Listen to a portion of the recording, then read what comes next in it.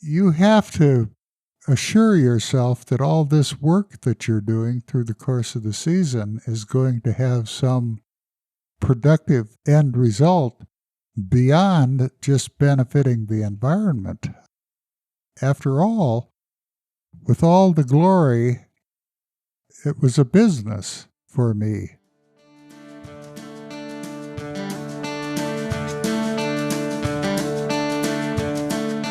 Hello and welcome to Notes from the Beeyard.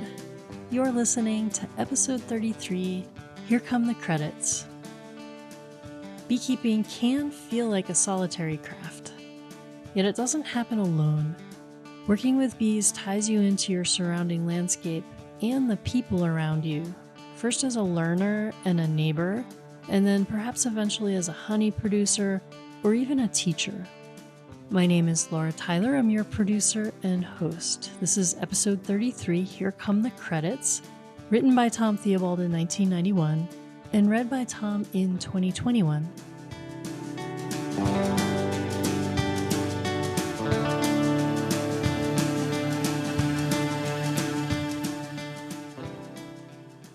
With the help of some of the members of the Boulder County Beekeepers Association, I conducted a one-day class on beekeeping on April 6th.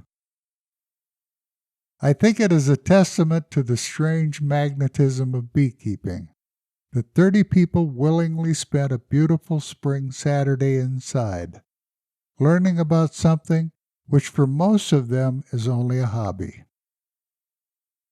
I thought about that as the day progressed.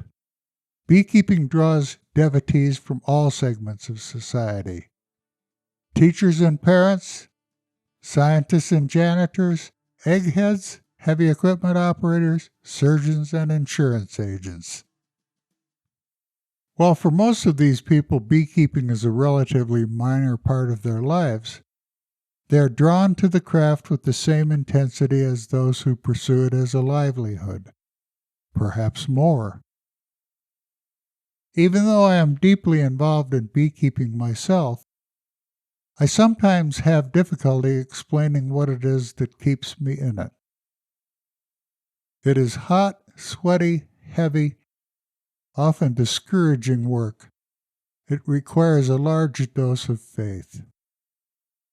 All the work has to be done up front, from March to September, before you even know if there will be any tangible rewards at the end. For some people, that first involvement with bees is like the striking of a tuning fork, and once the vibrations start, they never end. For others, the tuning fork produces only a clunk. We held the class in the Left Hand Grange building, the oldest grange in Colorado. I have a special affection for the two-story white frame Grange building. In our early years in Niwot, Barbara and I were members of the volunteer fire department. The old two-story station stands right behind the Grange building, on land donated by the Grange. We used to have our annual chili suppers in the Grange building. Steam poured from every crack in the fire station, out into the cold February air. As dusk fell, we would ferry steaming pots of chili over to the Grange kitchen as the first people began to arrive. In snowy years, a long line of people stretched out the door and down the lee side of the building. Through the frosty windows, we could see them huddled against the cold and storm as they waited to do their civic duty, eat the firemen's chili, meet their neighbors, and spend a small-town night out. While the Grange has a strong prohibition against alcohol, a little digging in the snowbank between the buildings would usually reveal a six-pack here and there, maybe a bottle of Wild Turkey, Yukon Jack, or Yellowstone, for medical purposes only, of course. For those inclined, these condiments took the edge off a tiring day of cooking and serving chili. Only occasionally, while respecting the Grange's sensibilities, Did a few of us get a little over-medicated by the time the last pot was washed. Times have changed in Niwot, though. A large new fire station sits up the hill by the high school. The chili supper is held at the elementary school, where there is much more room and a more efficient kitchen, but some of the ambiance of the early days is gone. Which is one of the reasons I enjoy having the beekeepers congregate at the Grange, where the atmosphere of the venerable old building lends to any event. During the course of the day, one of the beekeepers asked what I thought the season might be like. That elicited what has become my standard response to questions like that at this time of year.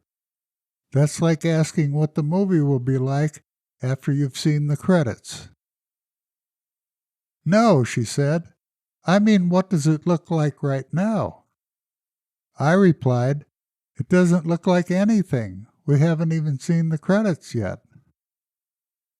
The day before the class, as I procrastinated, trying to avoid going inside to organize things for the next day, the garden called irresistibly.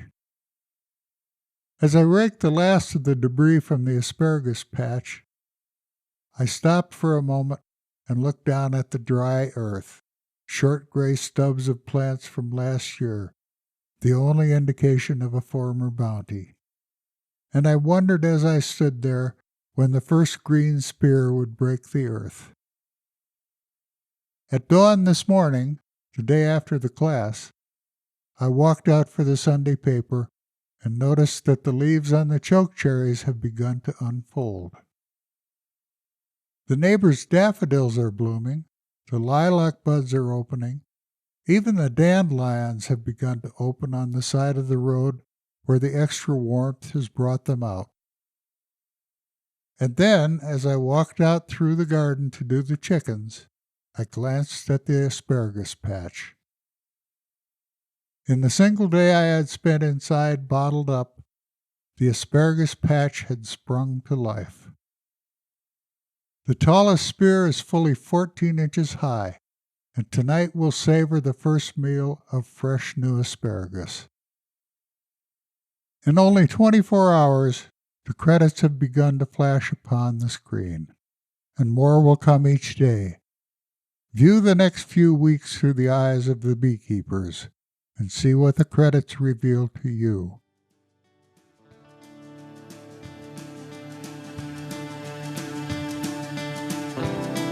So, Tom, it sounds like you had cabin fever when you wrote this piece.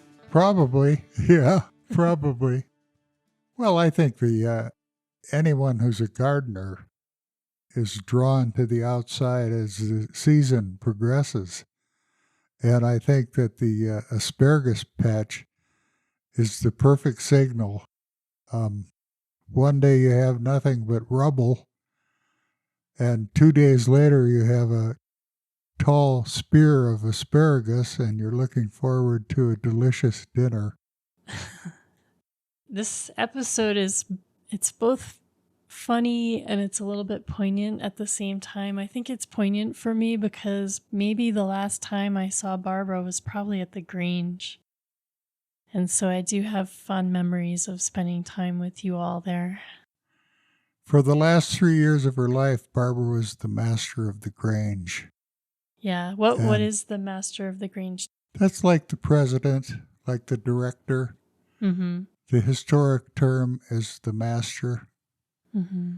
And it was especially memorable because her quiet, gentle management qualities emerged when she was the master of the Grange. Mm-hmm. People loved Barbara, and they loved to please her and do what she wanted done, and so she didn't have to force people into doing anything. Her management qualities were quiet and subtle, but very effective. Yeah. I should let people know that the Boulder County Beekeepers Association met for many years in the wintertime at the Grange. So I've been there many times when there's snow and it's cold and it's icy out, so I know exactly what that feels like. And then you have this description where you talk about the frosty windows huddled against the cold, people waiting to do their civic duty. Well, Niwot was fairly small, and one of the only community get-togethers was the firemen's chili supper. And that's where Niwot residents had a chance to not only contribute to the fire department, but to sit across the table from their neighbors to enjoy good chili. And it was good chili. We had an excellent chili recipe. And it was an opportunity for them to get to know their neighbors, one of the few that was offered at that time.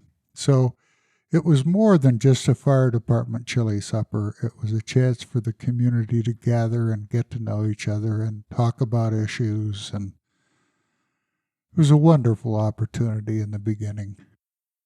What you're talking about, this chance for neighbors to meet, it's so important for communities. And I also don't want to romanticize it. It's not always easy. People have busy lives. They've got school, they've got work, and then to take this break and maybe you're a little shy and to go out, for some people, it takes a big effort. So I just want to acknowledge this, the duty part of civic duty. Yes. It's beautiful, but it's not always easy. It's part of the life of a small town. Mm-hmm. We all knew the history of the Grange, and we respected that, and we respected the people who had been Grange members for years. So it was an honor to be a part of that, both as firemen and as residents of Niwot, to be a part of the history of the Grange, the history of the town. And we all took that responsibility as a great honor. It sounds like when I ask you about atmosphere, you're remembering the stories. It's the history of the place that lent it its atmosphere for you. Would that be fair?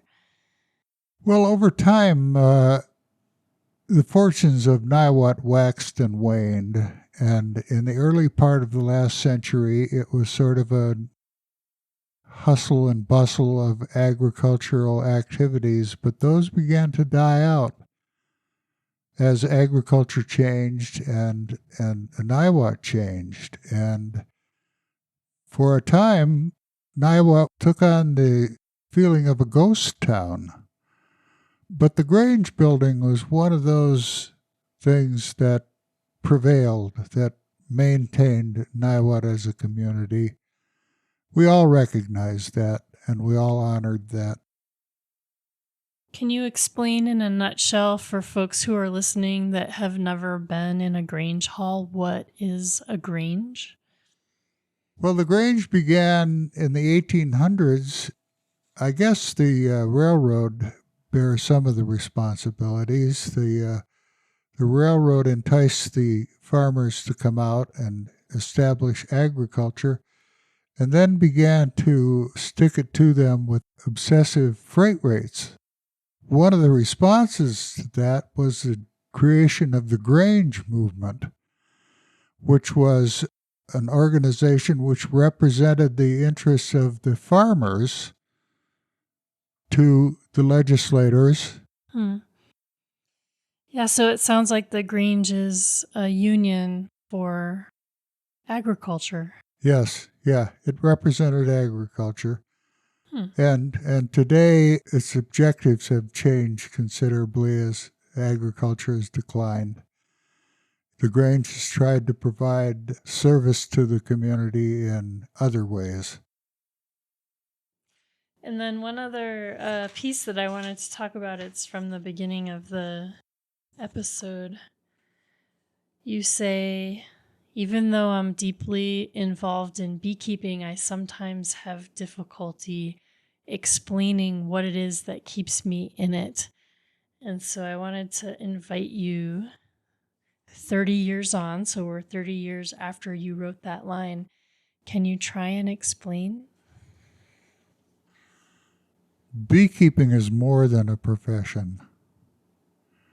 It's a view of life and your place in that life, the part you take in the health of the environment.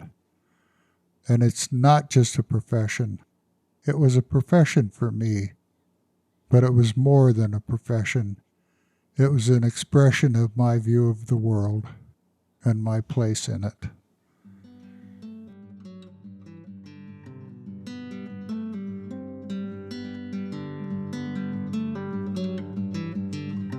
Thank you for listening to Notes from the Beeyard. As you may know, Tom Theobald passed away in November 2021. There's going to be a memorial service and celebration of life in remembrance of Tom on Saturday, June 11th at the Left Hand Grange No. 9 in Niwot, Colorado. And if you'd like more information, reach out to me at notesfromthebeeyard.buzz. We'll be back in 2 weeks with episode 34 on Friday, June 17th at noon.